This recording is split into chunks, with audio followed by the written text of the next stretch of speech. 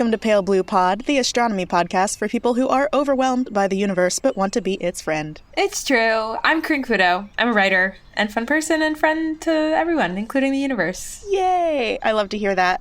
After a year and change of doing this, it's really nice to see you become closer to the universe. Exactly. You know, a year of friendship does a lot. Yeah.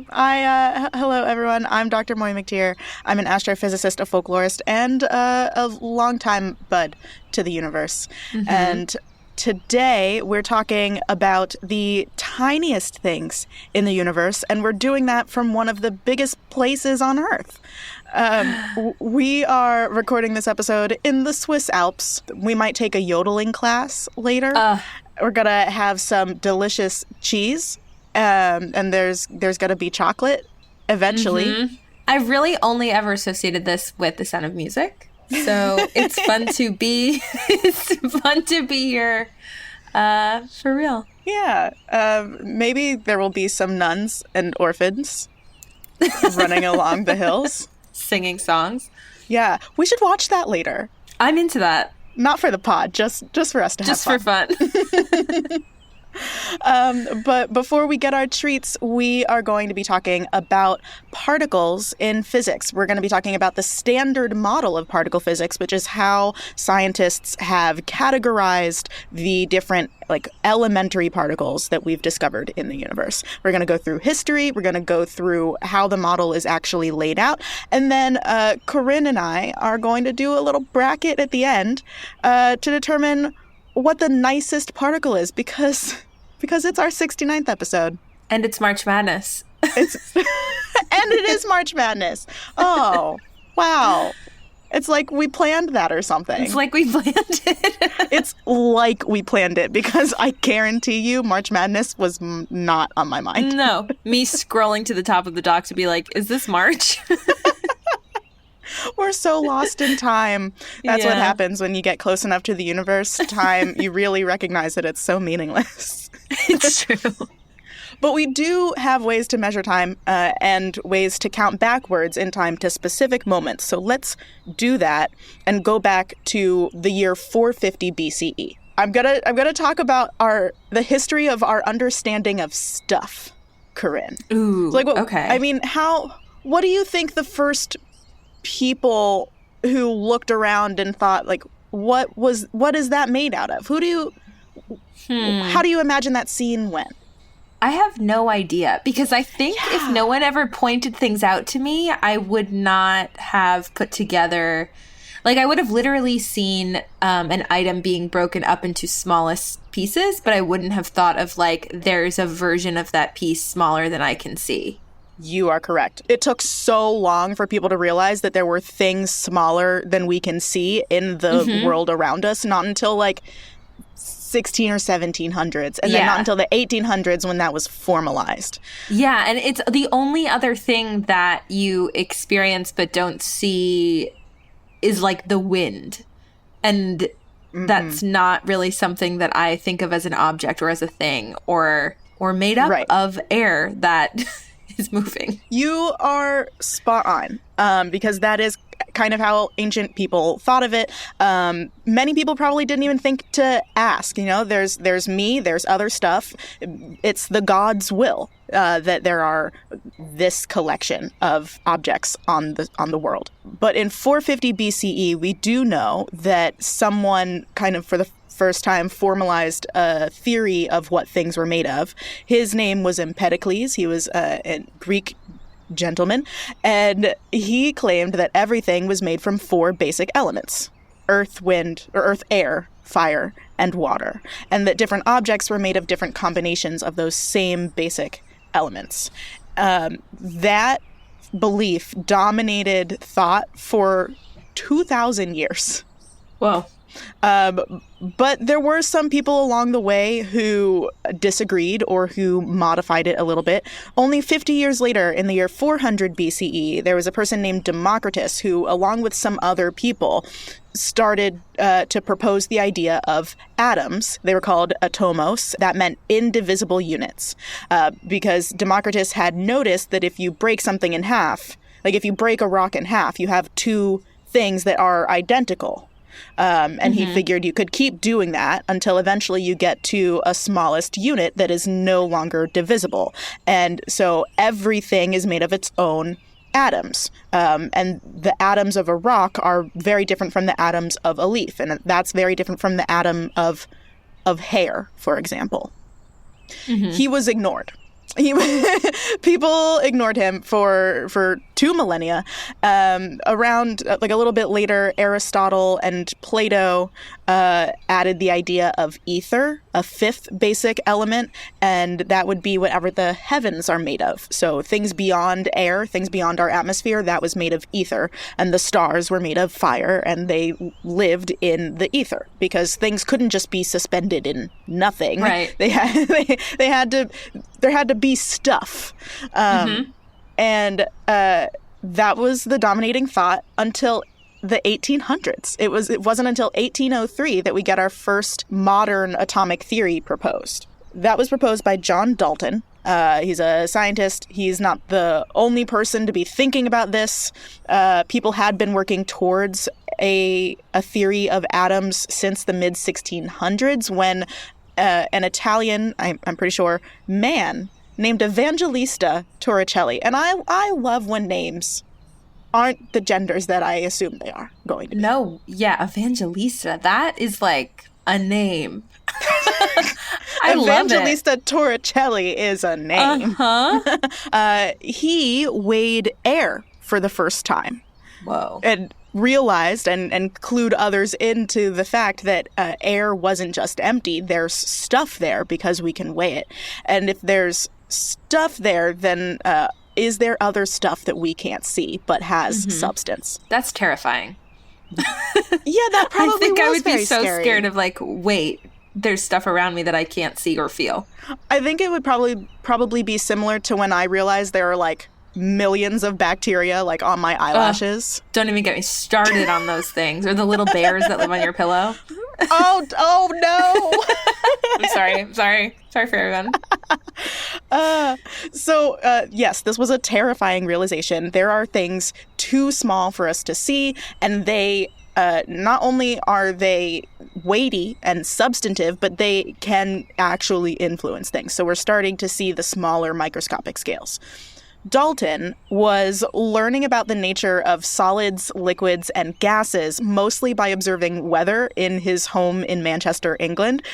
So I imagine that England was probably a beneficial place for that because of all the light rain. So you can really see the water vapor and you can see the tiny particles.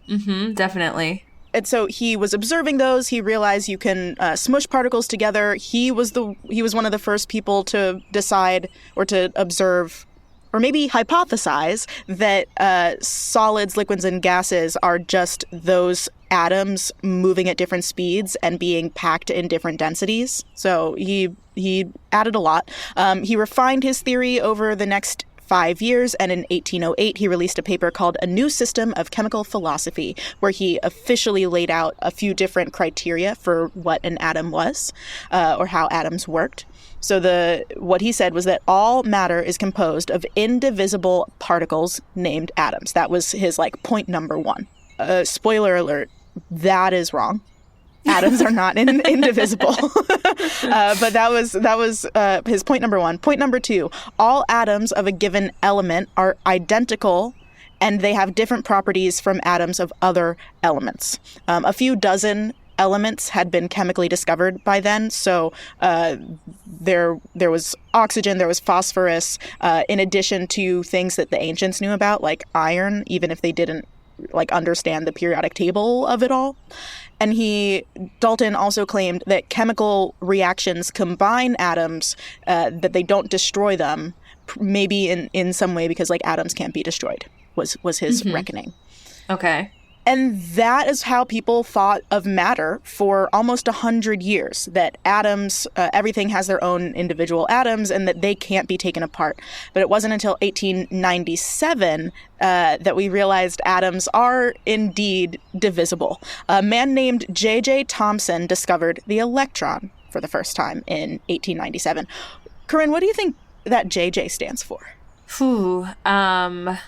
John Jacob. Yeah. Yeah, it really could be. It's like there are a few J names and it's a combination of those. It's Joseph John. Joseph John. Okay, that was the backup answer. It's Joseph John Thomson discovered the electron in 1897.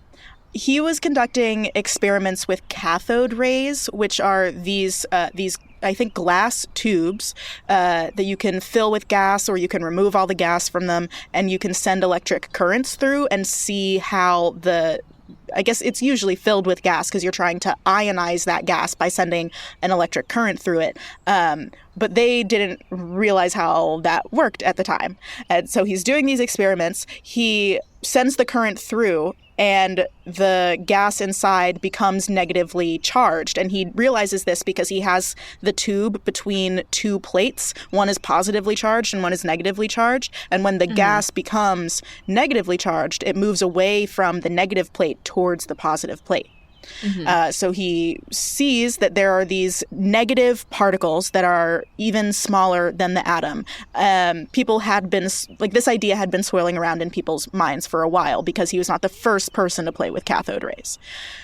He came up with this theory based on his cathode ray experiments of a plum pudding model. So he believed that atoms were mostly a soup of positive charge, and that these negative charged particles, which he originally called corpuscles or corpuscles.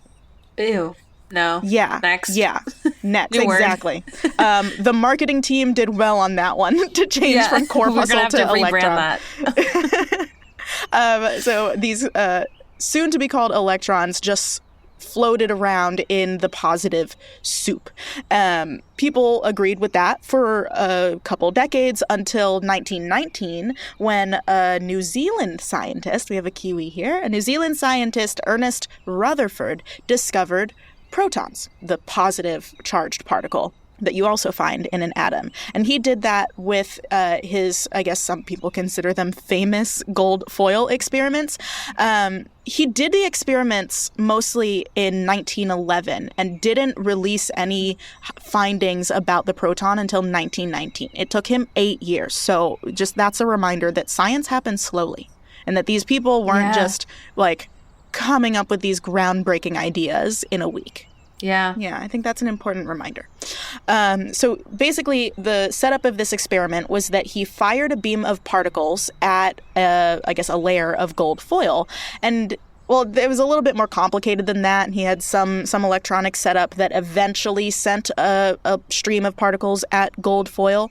And his expectation was that the particles, which had a positive charge, should just go through the foil. Because if it is this plum pudding model that J.J. Thomson came up with, then all of the positive charges should be distributed through the atom, and it should be pretty weak and not interfere with the stream of particles. Does that make sense? Okay.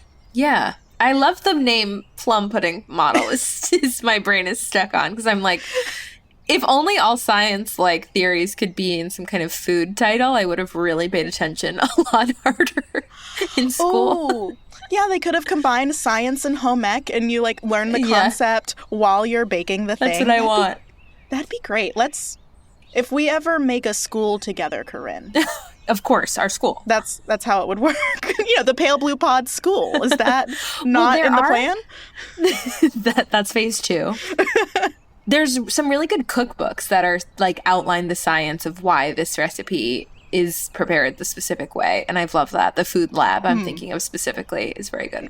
I have a Science of Cooking cookbook. It looks very official. There are diagrams. I love it. Yeah. So there's the plum pudding model. There's this positive charge soup. Rutherford believes that the stream of particles should just go right through it. Instead, what he finds is that most of the particles go right through it, but a tiny fraction, 1 in 20,000 or something, they get bent. They get reflected by an angle of 90 degrees. He was very surprised by this finding. There's this quote from his lab notes. He says, "It was quite the most incredible event that has ever happened to me in my life." Sure, right? You've lived a very sheltered life, my friend. Yeah. He continues, "It was almost as incredible as if you fired a shell at a piece of tissue paper and it came back and hit you." Based on that experiment, he concluded that it wasn't a soup of positive charge, but that the positive charges were very, very localized in a tiny space in the atom, and that actually most of the atom is empty space. So you have this positive part in the middle, mostly empty space, and then the electrons that J.J. Thomson found circling on the outside. And this was the nuclear model of the atom, where there's the nucleus in the center, lots of space, and then the electrons. Over the next few decades, we start finding more and more particles that are smaller than the atom. We call these, if they can't be divided anymore, we call them elementary or fundamental particles. In 1932, we discovered the neutron. A scientist named James Chadwick discovered it. The neutron is the other particle that is inside the nucleus of an atom with the proton. I will tell you, if you didn't already know, that protons and neutrons are not fundamental particles because they can be broken up into smaller pieces. Oh.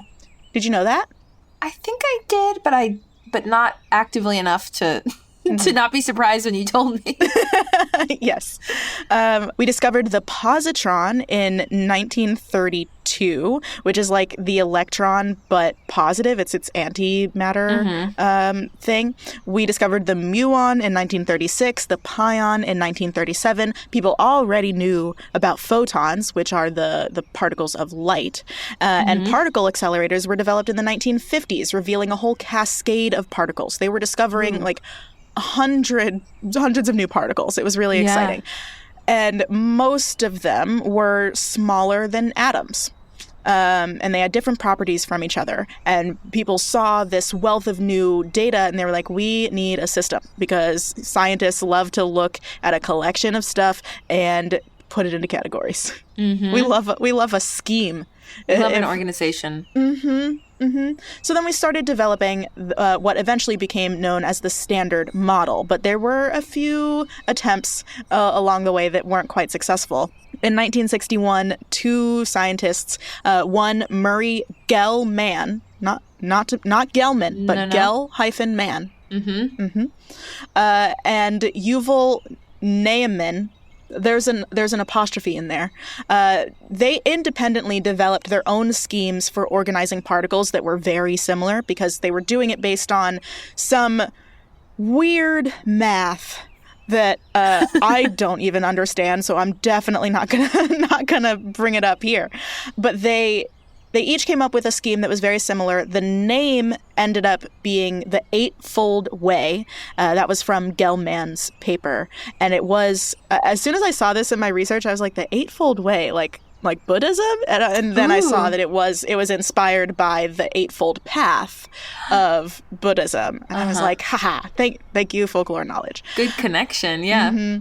And the Eightfold Way is very confusing if you look up the picture of their model, but it's all their attempt to try and arrange the known particles based on their properties, like their charge and what their mass is. That model had some gaps in it. And so scientists were trying to figure out what types of particles would fill in that gap. And one of those gaps could be filled with a type of particle that had like different levels of electrical charge, and it was very, very light. That ended up being quarks. It was Gell-Mann and George Zweig. They both hypothesized quarks based on this Eightfold Way model. And that happened in 1964 that they hypothesized them. And 4 years later, in 1968, they found quarks for the first time. That feels fast. Yeah, things were moving very fast because they had particle accelerators and they were just smashing particles together at high speeds and seeing what came out. Love it. The term Standard Model was used for the first time in 1975, although some people say 1973. They like to claim earlier credit. But it is typically credited to two men, Abraham Peiss and Sam Tryman, in 1975. And this Standard Model of particle physics, they say that they named it that because they didn't want it to be, like, presumptuous. That was like a humble name. It's That's just very the standard sweet. model. The standard model. Like, they didn't name it after themselves is I guess, Yes. the nice thing. Okay. Because so many scientists will name something like this after themselves. Yeah, of course. I think I would. Yeah. I think. Yeah. I don't know. Why not? I mean, if it took a lot of work and you want to be remembered, like, that's your legacy. I know. Sometimes I want to be anonymous, so I really have to weigh that. Yeah. Maybe you just one particle after yourself and then the Yeah. rest. Because kind of once you find one, you're bound to find more. Yeah. Because there are a lot of them.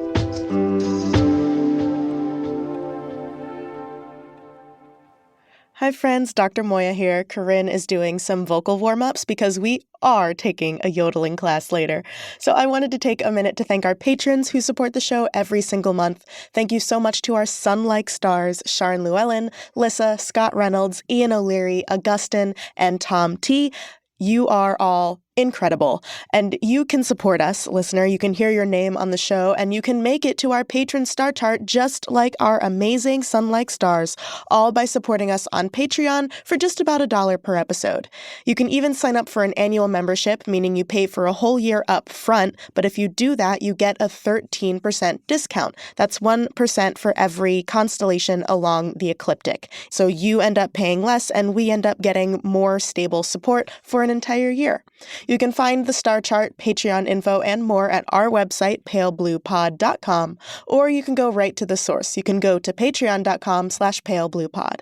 And if you can't support us financially right now, that's totally fine. You're still space. We love you so much. There are other ways that you can support us and help the show grow. You can rate and review us on whatever podcast app you choose, and you can share the show with your friend because word of mouth recommendations are a really powerful way to get other people listening to a show that you already love.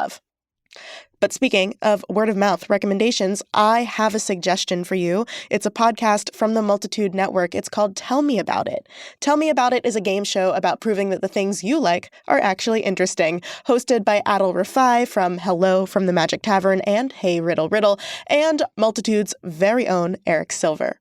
Adil is an eccentric billionaire who forces guests to come on the podcast to prove that their favorite thing is more interesting and cool than his favorite thing, the movie musical Grease. Through a series of wild games and challenges put together by audio butler Eric Silver, guests are scored based on the quality of their answers or whatever Adil is feeling at the moment. It's very whose line is it anyway? You can think of it as podcasting Taskmaster or more of an in-depth discussion about something that your friend is super into mixed with hunting humans for sport. It's a fascinating combination. The high scoreboard is filled with some of your favorites in podcasting. There's Janet Varney, Jenna Stieber, Jeffrey Craner, Matt Young, Corinne, me, and more. The show is called Tell Me About It. It's the most fun podcast run by a multi-billionaire. All right, friends, it is March 4th, which means we are just a month away from the total solar eclipse that is going to be passing across the United States from Texas all the way to the Northeast, ending in Maine. It's happening on Monday, April 8th. There's a very narrow path of totality, but outside of that, people should be able to see a partial solar eclipse in the United States. So this is my note to you, my little nudge that if you haven't made plans yet, go ahead and make them. If you haven't gotten your glasses yet, please make sure you buy glasses from a reputable site. The NASA ones are good. Anything with the NASA logo or the ISO logo are going to be safe, but make sure you can join me on April 8th, the day of the eclipse. I will be in Erie, Pennsylvania. I'm going to be doing a bunch of programming around the eclipse itself. I'll be doing talks. I'll be doing a trivia event. I'll be doing a solo recording of Pale Blue Pod because Corinne will be in Maine doing her own observations in the path of totality, and we are going to be recreating a historic eclipse experiment. So make your plans now, if you haven't already, for the eclipse on April 8th, and get excited. Even if you're not going to be in the path of totality, eclipses are so cool, and if you are lucky enough to see a partial eclipse, that is also so worth it. So get excited, get ready, and let's get back to this episode. So the Standard Model grouped particles by their quantum properties, meaning their electric charge, their quantum spin. So at like the smallest level, what direction are they spinning in?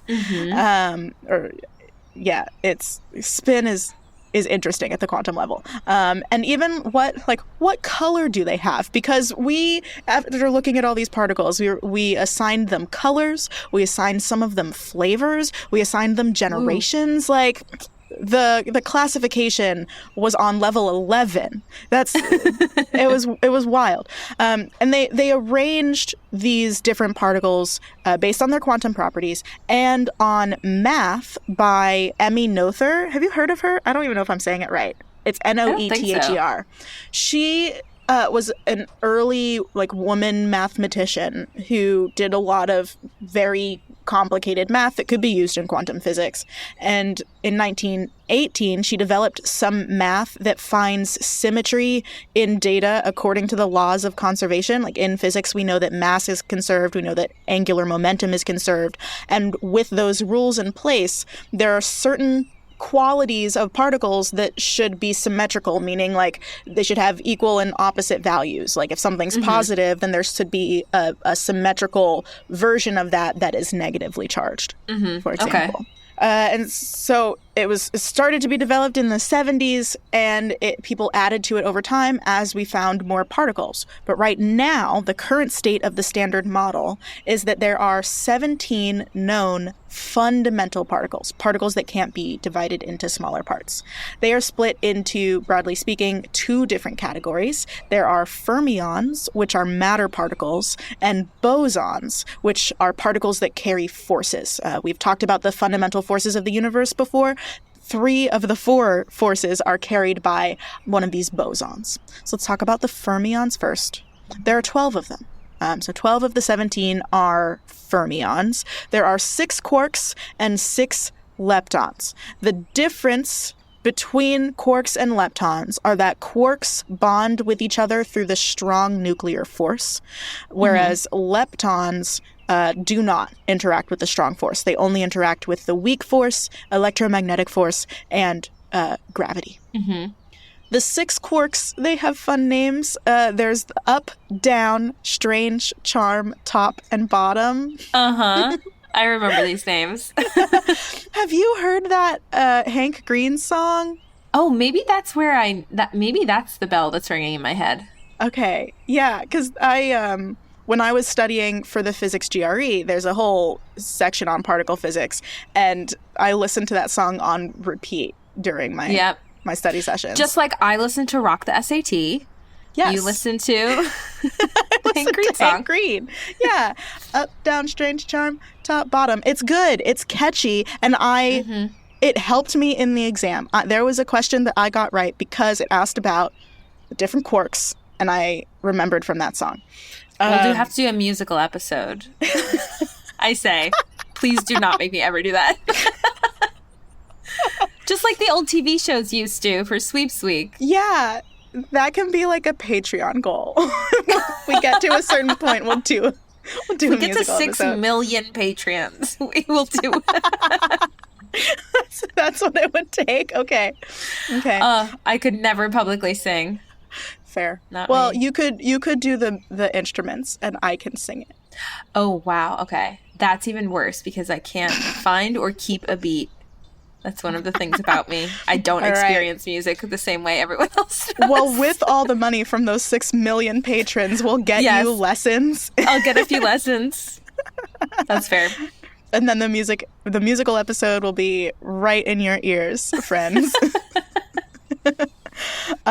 So those are the 6 quarks. There are also 6 leptons. Remember, leptons are the ones that don't interact with the strong force. So they are the electron, the muon, and the tau particles. Each of those 3 particles also has a neutrino that's attached to it. So there's an electron neutrino, a muon neutrino, and a tau neutrino. They call those the different neutrino flavors. And I don't know why. Ooh, okay. And I don't think I like it. But that's the system. Well, I've been asking for food comparisons when we do this, so maybe that was another attempt. Yeah. They heard you and they were like, all right, we're going to give Corinne her food Give it references. to her. As you go up those lists, up, down, strange, charm, top, bottom, and then electron, muon, tau, the particles get more massive and less stable. So the electron is very low mass. The tau, very high mass, and also less stable. Like it's not going to survive as long before it decays into other types of particles. Okay. And then up, down, up is very light. Bottom is very heavy. Okay. Those are the fermions. Let me tell you a bit more about quarks. They combine to make other non-fundamental particles like protons and neutrons. So a proton is made up of, I think I'm going to get this right, 2 up quarks and 1 down quark, because it adds up to a positive charge for a proton. Each up quark has a positive 2/3 charge. So 2 up quarks and then 1 down quark would give you a charge of +1. So that's protons, whereas neutrons are 2 down quarks and 1 up quark. So the charge balances out to 0. Okay. I love that about quarks. I don't know why. I just like that's such It is simple satisfying. math. I was going to say, it's- there's something very satisfying about doing that math. Yeah. Yeah. Those are the fermions. Let's go on to the bosons. There's one for each of the 4 fundamental forces except for gravity. And then there's an extra one that gets a lot of people very excited, or at least it used to in the news. So for the strong nuclear force, that is carried by a particle called the gluon, which is so appropriate because it is the force that's responsible for holding particles together in the nucleus. It glues them together. Glue, yeah. I get it. I like it. Sometimes our names are good for things. Every once in a while. We're trying. We do. I'm not going to say we do our best, but we do. The weak nuclear force is carried by 2 different particles, the W and Z bosons. And I'm not totally sure why there are 2 of them. But like one is positively charged and one is negatively charged. And they both carry that force. And then the electromagnetic force, which is light, is carried by the photon. So that's the 3 forces. And then there's this extra boson. I think I know it. Ooh, what do you think it is? Is it the Higgs boson? It's the Higgs boson. One of the most famous words in science. Yes, absolutely. What do you know about the Higgs boson? I don't know if this is right, but I feel like there's been a lot of buzz about like proving it or capturing it or duplicating it or something. But it would just kind of answer a lot of questions and theories, potentially. Yeah, the Higgs boson had a nickname. Do you, by chance, remember what it was?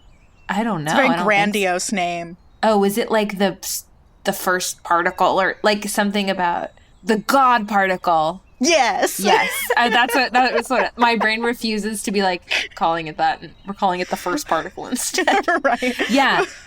There's a lot of drama in that. I'm glad that clue worked. I did the cross. Moiya crossed herself. Yeah. Hey, I grew up Catholic. Yes. I know. You know. Yeah, there was a big deal about discovering it for the first time, and people called it the God particle because it was supposed to tie a lot of things together. It was first predicted in 1964 by a physicist named Peter Higgs, although there were other people around the same time who were thinking about this type of particle because they were all trying to figure out why different fundamental particles had different masses. The electron, for example, is extremely low mass. The tau is very heavy. There are even particles that don't have any mass. So the photon has no mass. Neutrinos basically have no mass. And the gluon apparently has no mass. And they were like, why should that be the case? They're all tiny particles. Like, what is the difference between them? And that question, it was answered in the context of quantum field theory, which had been around for a little bit by that point. Quantum field theory says that all of these particles are actually discrete energy spikes in quantum fields that are everywhere in the universe. And I think I've talked about this a little bit before, but things interact with different quantum fields and have different effects. I don't think that sentence was useful at all. So it'll be more helpful with an example. Peter Higgs proposed that there was a quantum field present throughout the universe, and he supposed that it must have been present from a very early time because the purpose of that quantum field was to give other particles mass through interaction. So the photon is a discrete energy spike in the electromagnetic quantum field.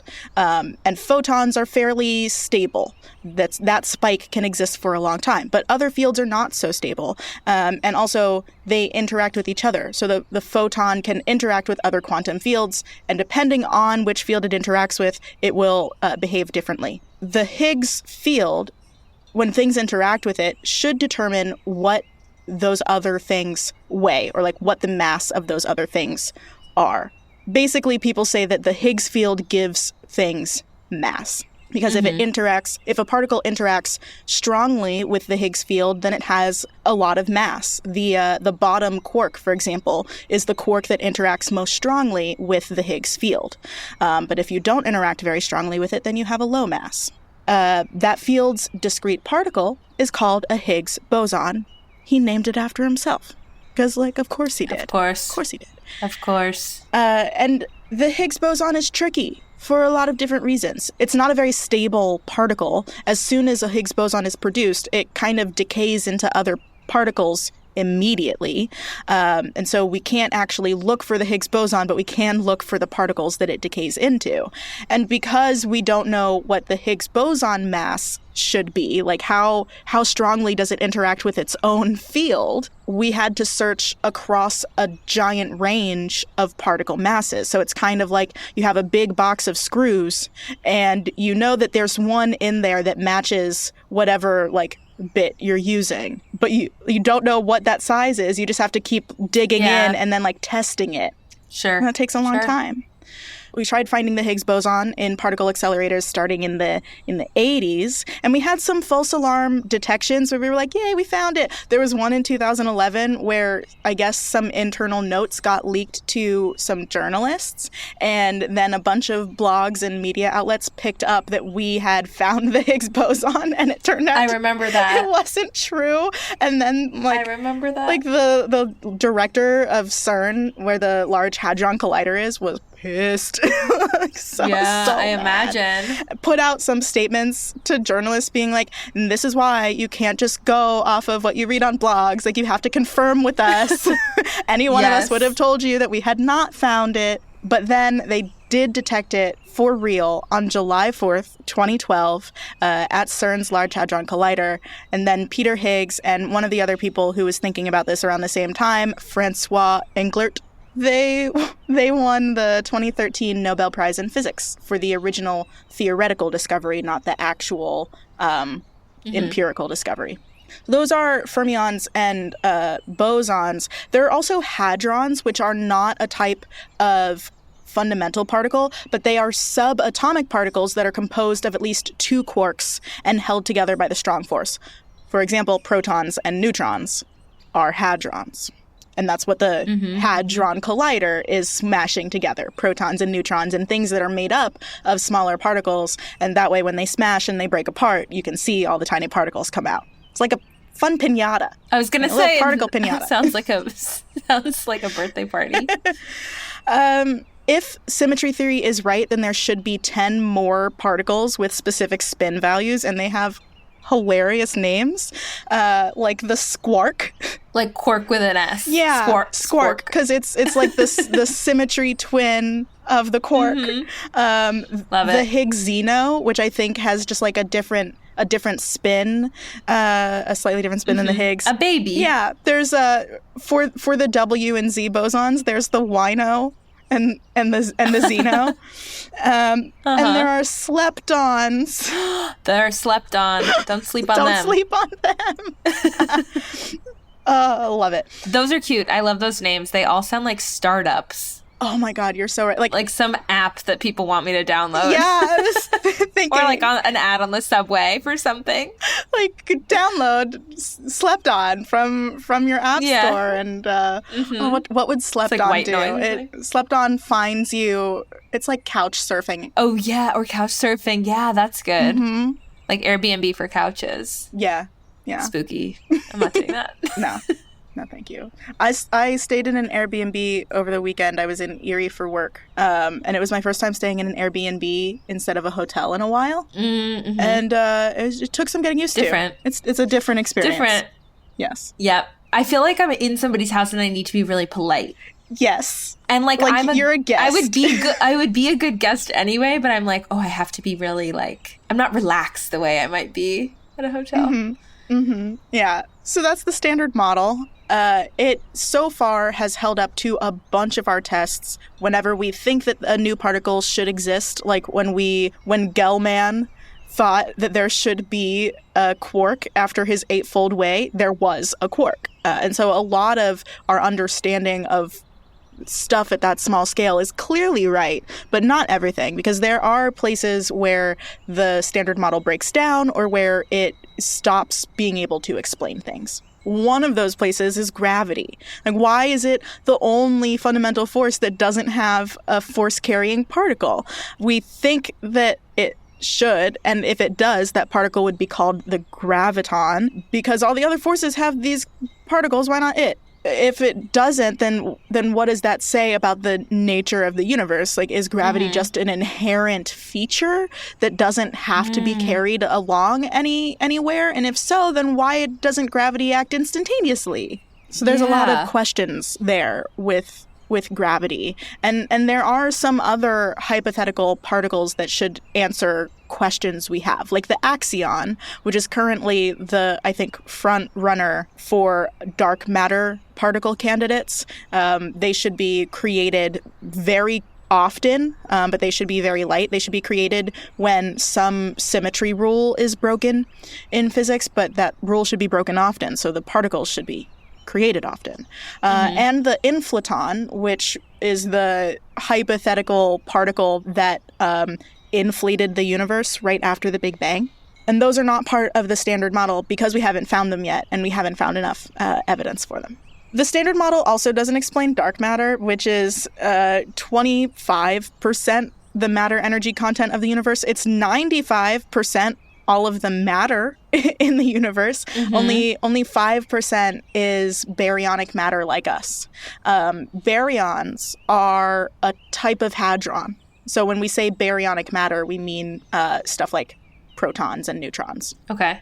So it doesn't explain dark matter, but the Higgs field could help us understand dark matter better. If we understood the Higgs field better, then we'd be able to study how or if it interacts with dark matter, because one of the only things we know about dark matter is that it interacts with gravity, but not the electromagnetic or strong nuclear forces. And so we want to, clearly it has mass. And the Higgs field gives things mass. So we want to see, how does it interact with the Higgs field? And how is that different from, the photon field or the, the W and Z boson fields? Or the gluon field, right, because that's strong force. So it doesn't explain dark matter. It doesn't explain dark energy at all. Interesting. It has no answers for dark energy. And most of the explanations that I've seen for dark energy don't rely on particles, although it is possible. It also could just be wrong. It could be that all of these things we think are fundamental particles actually can be broken down further. And this is where we get string theory. String theory says I've heard of this. It says that even quarks, even neutrinos, everything we see is made up of tiny vibrating strings, and the specific speeds at which they vibrate and the combination of their vibrations makes up the different particles and stuff. It also doesn't explain the mismatch between matter and antimatter. So for every matter particle, there should be an antimatter counterpart that's exactly the same but has opposite charge. So the electron should have an antimatter particle called the anti-electron, but because someone in history called it a positron, we call it a positron.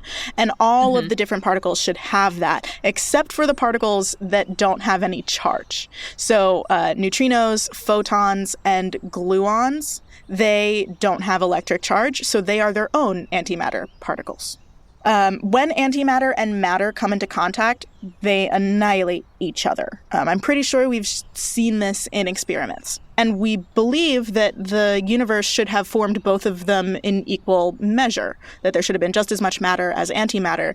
But clearly, there's a bunch of matter left over that didn't annihilate, so for one reason or another, there wasn't as much antimatter produced as expected.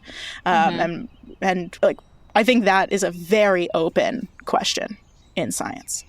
That's cool. Those are just some of the places where the standard model breaks down. Well, it's just the standard model. It's not the standard plus. It's not the enterprise model. Oh my God, you're what so can we right. expect? This isn't the premium model. Yeah, this is the standard. It's not going to be all the features you want, but it's going to be what you need. It's going to do the job. It's going to do the job. To wrap up this episode, I thought it'd be fun to do a very informal bracket where we figure out what the nicest particle is. And nice is very subjective. It's totally up to you, Corinne. So starting with the fermions, I want to figure out, what do you think is the nicest quark? Is it up, down, strange, charm, top, or bottom? I mean, it's going to be charm for me. Okay, yeah. Because it's the most charming? I think it's the most charming, and like I feel like lucky with it. Like, I'm imagining a fun charm bracelet. I'm imagining like a little necklace if I were to ever buy myself jewelry. Like Catbird always has like cute little New Yorkie charms. Ooh, that is nice. Yeah. Okay. Runner-up is strange, obviously. Yeah. I think I actually would have gone bottom. Ooh, okay. Because it is helping us learn about the Higgs field. I think that's a nice thing for it to do. I thought you were going to say because of butts. And also that. And also butts. And also butts. The nicest butt is bottom. Let's move on to leptons.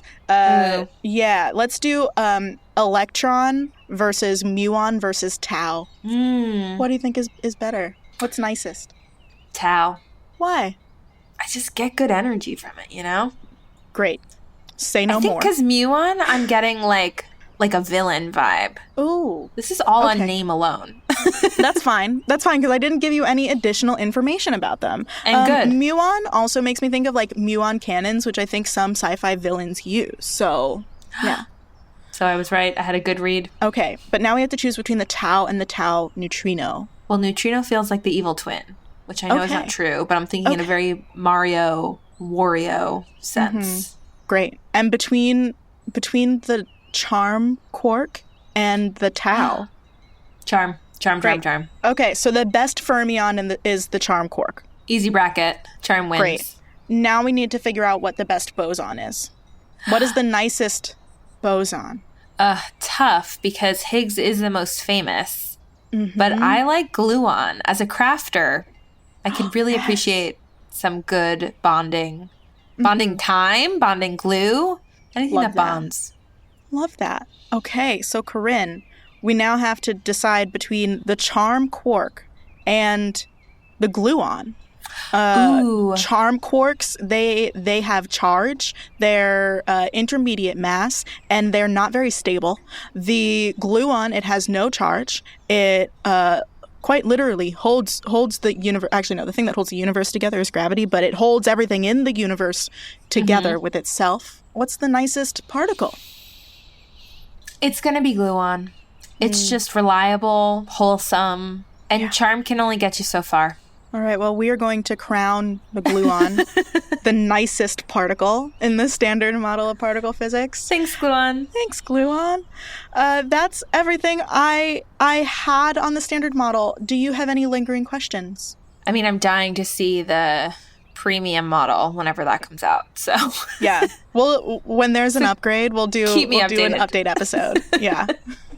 And wherever you all are today, I hope you are surrounded by the nicest particles only. And remember, you are space. Oh, you are.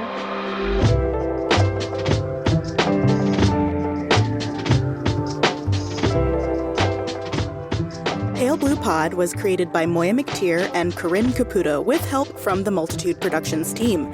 Our theme music is by Evan Johnston, and our cover art is by Shay McMullen.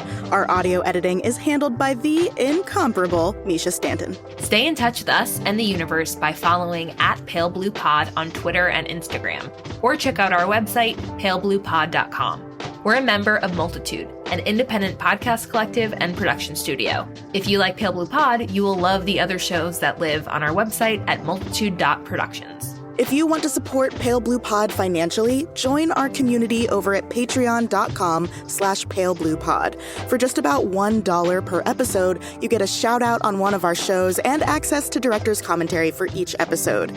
The very best way, though, to help Pale Blue Pod grow is to share it with your friends. So send this episode, this link, to one person who you think will like it, and we will appreciate you for forever.